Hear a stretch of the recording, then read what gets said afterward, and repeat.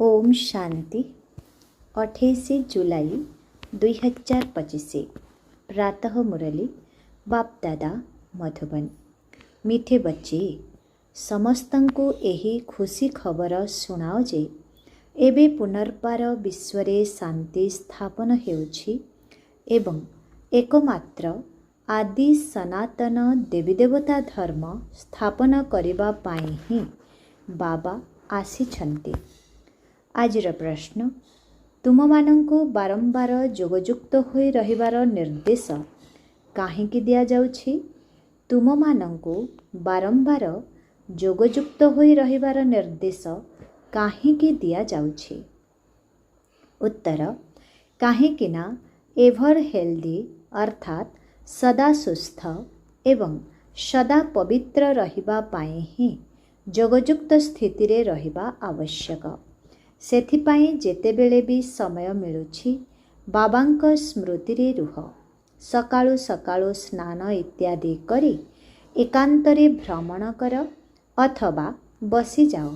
एठारे तो रोजगार ही रोजगार रहिछि। जोगयुक्त स्थिति रे रहिबा द्वारा ही विश्वर मालिक होइजिब। ओम शांति। मधुर संतान माने जानिछन्ति जे वर्तमान समय रे समस्ते विश्वरे शांति चाहुछन्ति।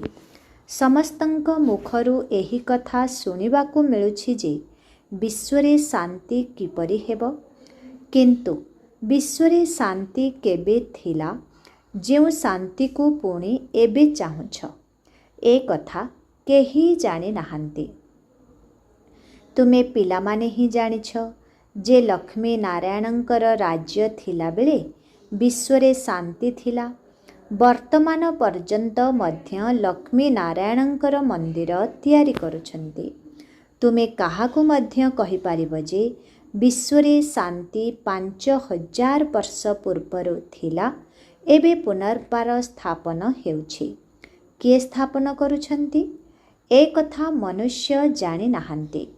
तुम मानंकु बाबा बुझाउछन्ति। तुमे पुणी अन्य मानंकु बुझाई पारिबो, तुमे लेखि पारिबो, किंतु वर्तमान पर्यंत पिलामानंक मध्यरे काहार भी साहस नाही जे ए कथा काहाकु लेखि पारिबे। खबर कागजरे पढुछन्ति, समस्ते कहउछन्ति विश्वरे शांति हेउ। लड़े आदि हेले मनुष्य विश्वरे शांति पाई यज्ञ रचना करिथांति।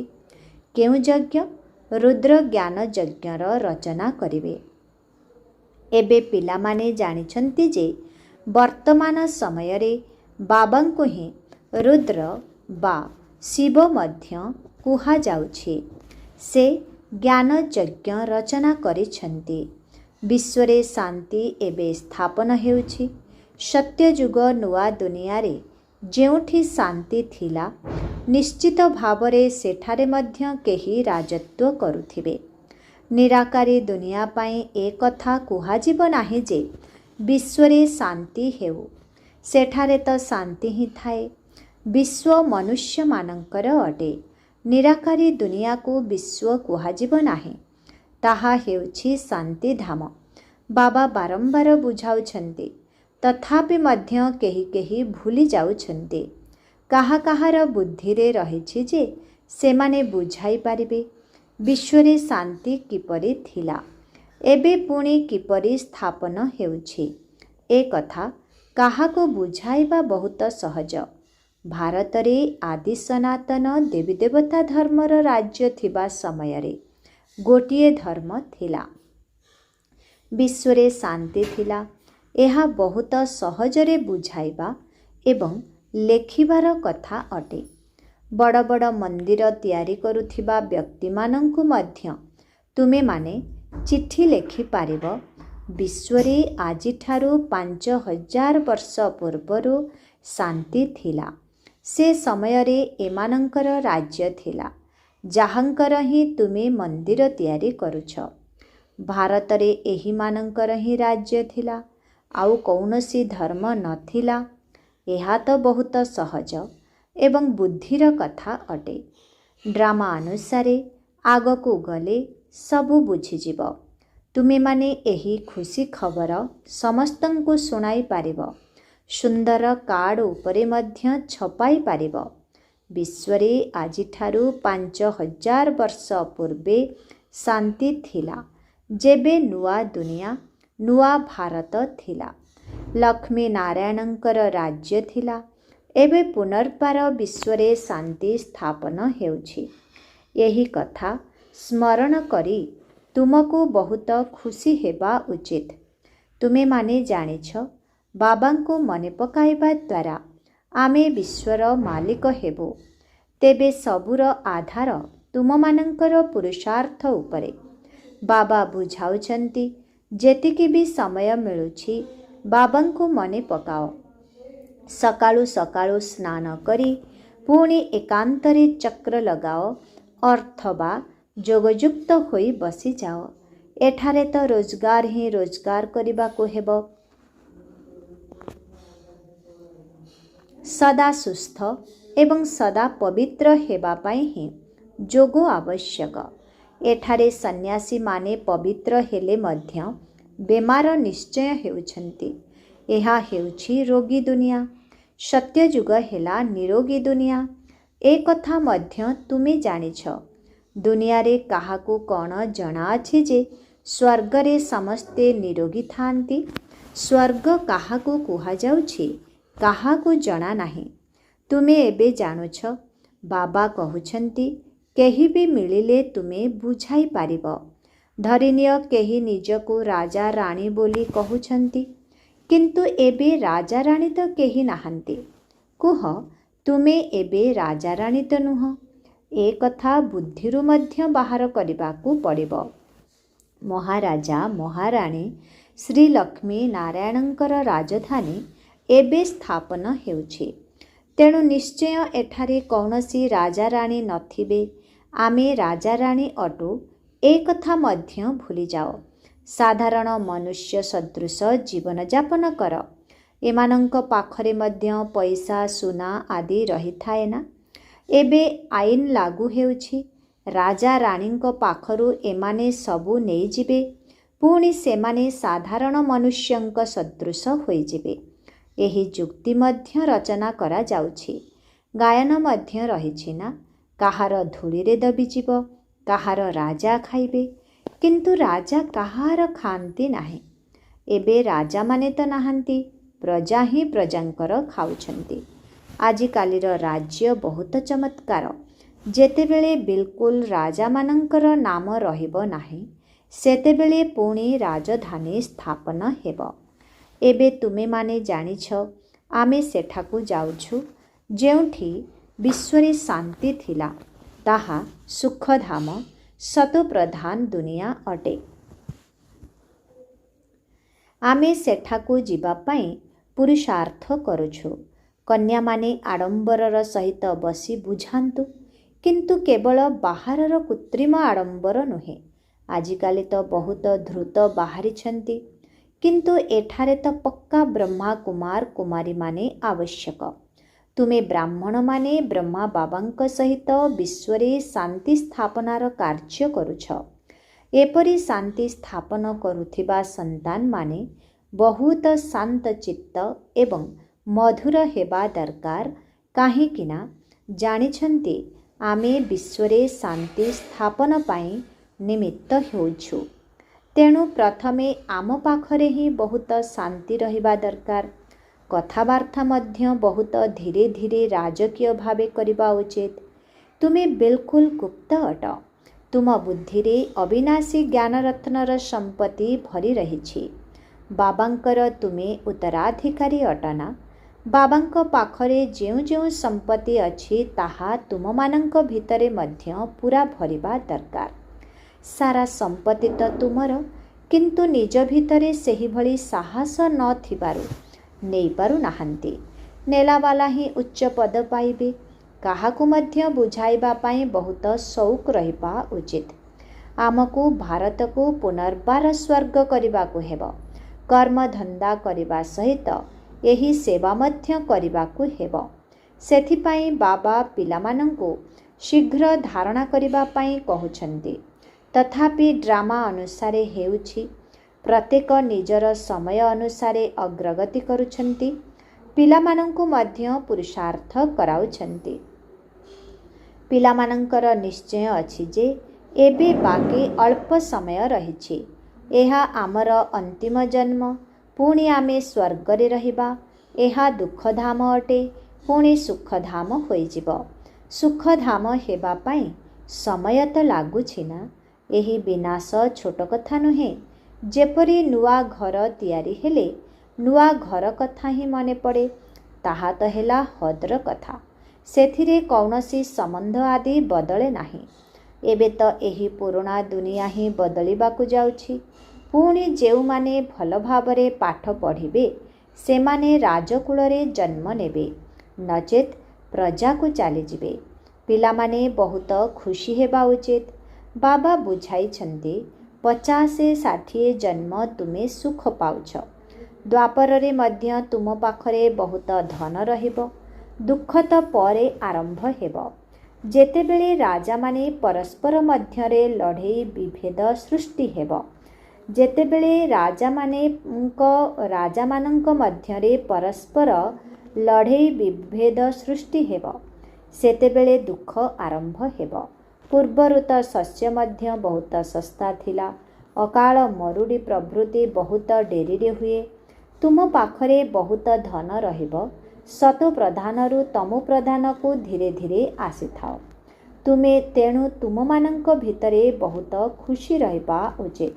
ଯଦି ନିଜ ଭିତରେ ଖୁସି ଏବଂ ଶାନ୍ତି ନାହିଁ, ତେବେ ସେମାନେ ବିଶ୍ୱରେ କି ଶାନ୍ତି ସ୍ଥାପନ କରିବେ? ବହୁତଙ୍କ ବୁଦ୍ଧିରେ ଅଶାନ୍ତି ରହୁଛି। ବାବା ଆସୁଛନ୍ତି ଶାନ୍ତିର ବରଦାନ ଦେବା ପାଇଁ। ତମୋ ପ୍ରଧାନ ହେବା କାରଣରୁ ଆତ୍ମା ଯେଉଁଭଳି ଅଶାନ୍ତ ହୋଇପଡ଼ିଛି, ବାବା କହୁଛନ୍ତି ମୋତେ ମନେ ପକାଇବା ଦ୍ୱାରା ସତୋ ପ୍ରଧାନ ଶାନ୍ତ ହୋଇଯିବ। କିନ୍ତୁ ପିଲାମାନଙ୍କ ଦ୍ୱାରା ଯୋଗର ମେହନତ ହୋଇପାରୁ ନାହିଁ। ଯୋଗଯୁକ୍ତ ହୋଇ ନ ରହିବା କାରଣରୁ ହିଁ ମାୟାର ତୋଫାନ ଆସୁଛି। ଯୋଗଯୁକ୍ତ ହୋଇ ସମ୍ପୂର୍ଣ୍ଣ ପବିତ୍ର ନ ହେଲେ ଦଣ୍ଡ ଭୋଗ କରିବାକୁ ପଡ଼ିବ। ପଦ ମଧ୍ୟ ଭ୍ରଷ୍ଟ ହେବ। ଏପରି ଭାବିବା ଅନୁଚିତ ଯେ ସ୍ୱର୍ଗକୁ ତ ଯିବୁ ନା। ଆରେ ଦଣ୍ଡ ଭୋଗ କରି ପଇସାକର ସୁଖ ଅର୍ଥାତ୍ ଛୋଟ ପଦ ପାଇବା କ'ଣ ଭଲ? ମନୁଷ୍ୟ ଉଚ୍ଚ ପଦ ପାଇବା ପାଇଁ କେତେ ପୁରୁଷାର୍ଥ କରୁଛନ୍ତି। ଏପରି ନୁହେଁ ଯେ ଯାହା ମିଳିଲା ତାହା ଭଲ। କେହି ଏପରି ନଥିବେ ଯିଏ ପୁରୁଷାର୍ଥ କରୁନଥିବେ। ଭିକ ମାଗୁଥିବା ଫକୀରମାନେ ମଧ୍ୟ ନିଜ ପାଖରେ ପଇସା ଏକତ୍ର କରିଥାନ୍ତି, କାରଣ ଟଙ୍କାର ଲୋଭ ସମସ୍ତଙ୍କୁ ରହିଛି। ପଇସା ଦ୍ୱାରା ସବୁ ପ୍ରକାରର ସୁଖ ମିଳିଥାଏ। ତୁମେ ପିଲାମାନେ ଜାଣିଛ, ଆମେ ବାବାଙ୍କ ଠାରୁ ଅସରନ୍ତି ଧନ ନେଉଛୁ। କମ୍ ପୁରୁଷାର୍ଥ କଲେ କମ୍ ଧନ ମିଳିବ। ବାବା ଧନ ଦେଉଛନ୍ତି ନା, କହୁଛନ୍ତି ମଧ୍ୟ ଧନ ଥିଲେ ଆମେରିକା ଇତ୍ୟାଦି ଭ୍ରମଣ କରି ଆସ। ଯେତେ ବାବାଙ୍କୁ ମନେ ପକାଇବ ଏବଂ ସେବା କରିବ ସେତେ ସୁଖ ପାଇବ। ବାବା ପ୍ରତ୍ୟେକ କଥାରେ ପୁରୁଷାର୍ଥ କରାଇ ଉଚ୍ଚକୁ ଉଠାଉଛନ୍ତି। ଭାବୁଛନ୍ତି ପିଲାମାନେ ମୋ କୁଳର ସୁନାମ କରିବେ। ତୁମକୁ ମଧ୍ୟ ଈଶ୍ୱରୀୟ କୁଳର ଏବଂ ବାବାଙ୍କର ନାମ ବିଖ୍ୟାତ କରିବାକୁ ହେବ। ଇଏ ତ ସତ ବାପ, ସତ ଶିକ୍ଷକ, ସତ ଗୁରୁ ଅଟନ୍ତି। ସର୍ବୋଚ୍ଚ ପିତା, ସର୍ବୋଚ୍ଚ ସତ ଗୁରୁ ମଧ୍ୟ ଅଟନ୍ତି। ଏକଥା ମଧ୍ୟ ବୁଝାଯାଇଛି ଯେ ଗୁରୁ ଜଣେ ହିଁ ଅଟନ୍ତି, ଦ୍ୱିତୀୟ କେହି ନାହାନ୍ତି। ସମସ୍ତଙ୍କର ସଦ୍ଗତି ଦାତା ଜଣେ। ଏକଥା ମଧ୍ୟ ତୁମେମାନେ ଜାଣିଛ। ଏବେ ତୁମର ବୁଦ୍ଧି ପାରସ ହେଉଛି। ପାରସପୁରୀର ପାରସନାଥ ରାଜା ରାଣୀ ହେଉଛ। ଏହା କେତେ ସହଜ କଥା। ଭାରତରେ ସୁବର୍ଣ୍ଣ ଯୁଗ ଥିଲା। ବିଶ୍ୱରେ ଶାନ୍ତି କିପରି ଥିଲା, ଏ କଥା ତୁମେମାନେ ଏହି ଲକ୍ଷ୍ମୀ ନାରାୟଣଙ୍କ ଚିତ୍ର ଦ୍ୱାରା ବୁଝାଇ ପାରିବ। ସ୍ୱର୍ଗରେ ଶାନ୍ତି ଥିଲା, ବର୍ତ୍ତମାନ ହେଉଛି ନର୍କ। ଏଠାରେ ତ ବହୁତ ଅଶାନ୍ତି ରହିଛି। ସ୍ୱର୍ଗରେ ଏହି ଲକ୍ଷ୍ମୀ ନାରାୟଣ ଥାଆନ୍ତି ନା। କୃଷ୍ଣଙ୍କୁ ଲର୍ଡ଼ କୃଷ୍ଣ ମଧ୍ୟ କୁହାଯାଇଥାଏ। କୃଷ୍ଣ ଭଗବାନ ମଧ୍ୟ କହିଥାନ୍ତି, ବର୍ତ୍ତମାନ ଲର୍ଡ଼ ତ ବହୁତ ଅଛନ୍ତି। ଯାହାଙ୍କ ପାଖରେ ଅଧିକ ଭୂସମ୍ପତ୍ତି ଅଛି ତାଙ୍କୁ ମଧ୍ୟ ଲ୍ୟାଣ୍ଡ ଲର୍ଡ଼ କୁହାଯାଏ। ଯେଉଁ ବିଶ୍ୱରେ ଶାନ୍ତି ଥିଲା, କୃଷ୍ଣ ସେହି ବିଶ୍ୱର ରାଜକୁମାର ଥିଲେ। ଏକଥା ମଧ୍ୟ କାହାକୁ ଜଣା ନାହିଁ ଯେ ରାଧାକୃଷ୍ଣ ହିଁ ଲକ୍ଷ୍ମୀ ନାରାୟଣ ହେଉଛନ୍ତି। ତୁମକୁ ଲୋକମାନେ କେତେ କଥା କହୁଛନ୍ତି, ହଙ୍ଗାମା କରୁଛନ୍ତି, କହୁଛନ୍ତି ପତି ପତ୍ନୀଙ୍କୁ ଏମାନେ ଭାଇ ଭଉଣୀ କରାଉଛନ୍ତି। ବୁଝାଯାଉଛି ଯେ ପ୍ରଜାପିତା ବ୍ରହ୍ମାଙ୍କର ମୁଖବଂଶାବଳୀ ବ୍ରାହ୍ମଣ, ଯାହାଙ୍କ ନିମନ୍ତେ ଗାୟନ ରହିଛି ବ୍ରାହ୍ମଣ ଦେବୀ ଦେବତାୟ ନମଃ। ବ୍ରାହ୍ମଣ ମଧ୍ୟ ସେମାନଙ୍କୁ ନମସ୍କାର କରୁଛନ୍ତି, କାହିଁକିନା ସେମାନେ ବାସ୍ତବରେ ଭାଇ ଭଉଣୀ ଅଟନ୍ତି, ପବିତ୍ର ରହୁଛନ୍ତି। ତେବେ ପବିତ୍ର ଆତ୍ମାଙ୍କୁ କାହିଁକି ସମ୍ମାନ ନ କରିବେ? କନ୍ୟା ପବିତ୍ର ଅଟେ, ତେଣୁ ତାର ପାଦତଳେ ମଧ୍ୟ ପଡ଼ିଥାନ୍ତି। ଯଦି ବାହାରୁ ଅତିଥି ଆସିବେ, ତେବେ ସେ ମଧ୍ୟ କନ୍ୟାକୁ ନମସ୍କାର କରିବେ। ବର୍ତ୍ତମାନ ସମୟରେ କନ୍ୟାର ଏତେ ସମ୍ମାନ କାହିଁକି ରହିଛି? କାହିଁକିନା ତୁମେ ବ୍ରହ୍ମା କୁମାର କୁମାରୀ ଅଟ ନା। କନ୍ୟାମାନଙ୍କର ସଂଖ୍ୟା ଅଧିକ ଅଟେ। ଶିବଶକ୍ତି ପାଣ୍ଡବ ସେନାର ଗାୟନ ରହିଛି।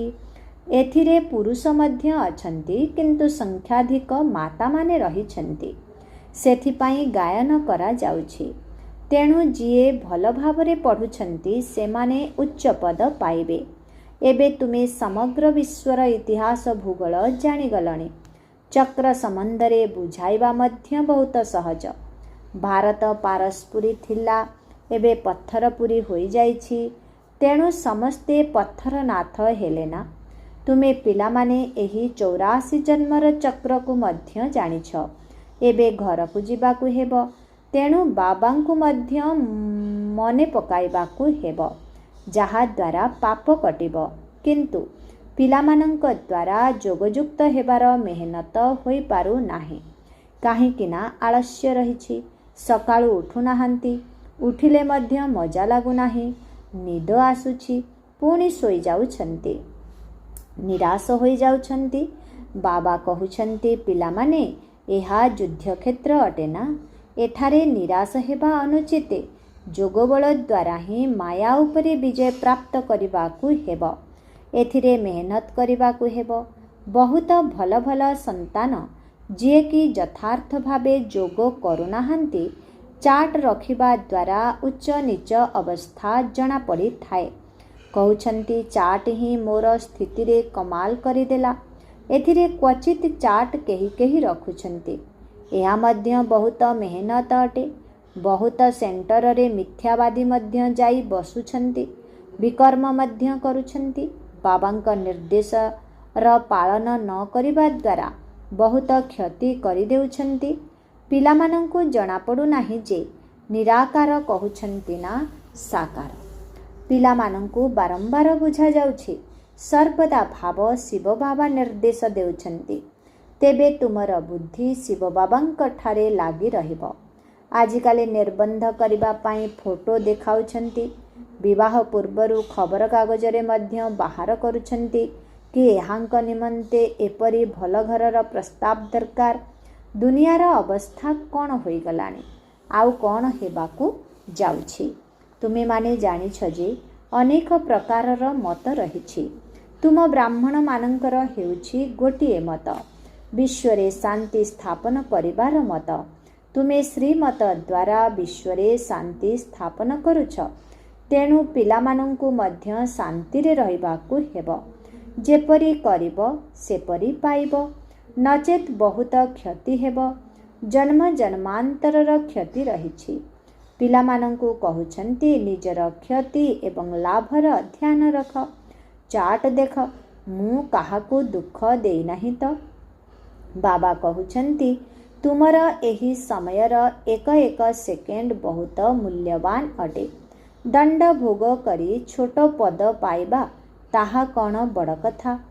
ତାହା କ'ଣ ବଡ଼ କଥା? ତୁମେ ବହୁତ ଧନବାନ ହେବାକୁ ଚାହୁଁଛ ନା? ପ୍ରଥମେ ଯିଏ ପୂଜ୍ୟ ହେଉଛନ୍ତି ତାକୁ ହିଁ ପୂଜାରୀ ହେବାକୁ ପଡ଼ୁଛି। ଏତେ ପରିମାଣର ଧନ ଥିବାରୁ ତ ସୋମନାଥଙ୍କର ମନ୍ଦିର ତିଆରି କରି ପୂଜା କରିଲେ। ଏହାର ମଧ୍ୟ ହିସାବ ରହିଛି। ତଥାପି ପିଲାମାନଙ୍କୁ ବୁଝାଉଛନ୍ତି, ଚାର୍ଟ ରଖ, ତେବେ ବହୁତ ଫାଇଦା ହେବ। ନୋଟ୍ କରିବା ଉଚିତ। ସମସ୍ତଙ୍କୁ ସନ୍ଦେଶ ଦେଇ ଚାଲ, ଚୁପ୍ ହୋଇ ବସ ନାହିଁ। ଟ୍ରେନରେ ମଧ୍ୟ ତୁମେ ଜ୍ଞାନ ବୁଝାଇ ପୁସ୍ତକ ଦେଇଦିଅ। କୁହ, ଏହି ପୁସ୍ତକ କୋଟି କୋଟି ଟଙ୍କାର ସମ୍ପତ୍ତି ଅଟେ। ଭାରତରେ ଯେବେ ଲକ୍ଷ୍ମୀ ନାରାୟଣଙ୍କର ରାଜ୍ୟ ଥିଲା, ତେବେ ବିଶ୍ୱରେ ଶାନ୍ତି ଥିଲା। ଏବେ ବାବା ପୁନର୍ବାର ସେହି ରାଜଧାନୀ ସ୍ଥାପନ କରିବାକୁ ଆସିଛନ୍ତି। ତୁମେ ବାବାଙ୍କୁ ମନେ ପକାଅ, ତେବେ ବିକର୍ମ ବିନାଶ ହେବ ଏବଂ ବିଶ୍ୱରେ ଶାନ୍ତି ହେବ। ଆଚ୍ଛା, ମିଠେ ମିଠେ ଶିଖିଲାଧି ସନ୍ତାନମାନଙ୍କ ପ୍ରତି ମାତ୍ ପିତା ବାପ୍ ଦାଦାଙ୍କର ମଧୁର ସ୍ନେହ ସମ୍ପନ୍ନ ଶୁଭେଚ୍ଛା ଏବଂ ସୁପ୍ରଭାତ। ଆତ୍ମିକ ପିତାଙ୍କର ଆତ୍ମିକ ସନ୍ତାନମାନଙ୍କୁ ନମସ୍ତେ। ଆତ୍ମିକ ସନ୍ତାନମାନଙ୍କର ଆତ୍ମିକ ପିତାଙ୍କୁ ଓମ୍ ଶାନ୍ତି। Good morning. ନମସ୍ତେ ନମସ୍ତେ ନମସ୍ତେ ନମସ୍ତେ ନମସ୍ତେ। शुक्रिया बाबा, शुक्रिया। ओम शांति। धारणा पाई मुख्य सार 1 नंबर। आमे ब्राह्मण माने ही विश्व शांति स्थापन करिबार निमित्त अटो। तेणु आमको बहुत बहुत शांत चित्त होई रहिबाकु हेब। कथावार्ता बहुत धीरे धीरे बा राजकीय शैली रे करिबाकु हेब। 2 नंबर। अलसुआमी छाड़ी जोग करिबार मेहनत करिबाकु हेब। केबे हेले होपलेस अर्थात निराश हेबा अनुचित। आजिर वरदान। परीक्षा समय भयभीत हेबा परिवर्ते फुल स्टॉप लगाई फुल पास हेउथिबा सफलता मूर्त आत्मा हुआ। जेतेबेले कौनसी प्रकारर परीक्षा आसुछि सेथिरे भयभीत हुआ नाही कि प्रश्नवाचक चिन्ह लगाओ नाही। एहा काहींकि आसिला, केमिति आसिला, एहिभଳି भाबिबारे समय नष्ट कर नाही। प्रश्नवाचक चिन्ह को समाप्त करे फुल स्टॉप लगाओ, तेबे जाई तुमे उच्च क्लास को जीव अर्थात परीक्षा रे पास होई जीव। कारण फुल स्टॉप लगाउथिबा आत्मा फुल पास होई जीव। काहींकिना फुल स्टॉप हेउछि बिंदु हेबार स्थिति। तेणु देखुथिले मध्य देख नाही, शुणुथिले मध्य शुण नाही। बाबा जहा शुणाउछन्ति ताहा शुण, बाबा जहा देइछन्ति ताहा देख, ताहा हेले फुल पास होई जिवो। एवं पास हेबार लक्षण हेला सर्वदा चढ़ती कलार अनुभव करिबा सहित सफलतार तारका होई जिबा। आजिर स्लोगन। जदि स्व उन्नति करने चाहूछ तेबे क्वेश्चन अर्थात प्रश्न उठाइबा, करेक्शन अर्थात संशोधन करिबा एवं कोटेशन अर्थात टिप्पणी देबा त्याग करी निजर कनेक्शन को ठीक करख। अव्यक्तई। ओम शांति। अव्यक्त इशारा। संकल्प शक्ति को जमा करी श्रेष्ठ सेवार निमित्त हुआ। अंतिम समय रे निजर सुरक्षा पाई संकल्प शक्ति ही साधन हेब। यही संकल्प शक्ति बा मानसिक शक्ति ही निजर अंतिम समय को सुखमय करिबा पाई निमित्त होई पारिबो।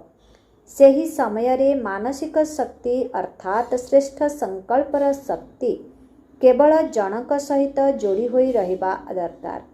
बेहदर सेवा करिबा पाई तथा निजर सुरक्षा पाई मानसिक शक्ति एवं निर्भयतार शक्ति को जमा कर। ओम शांति।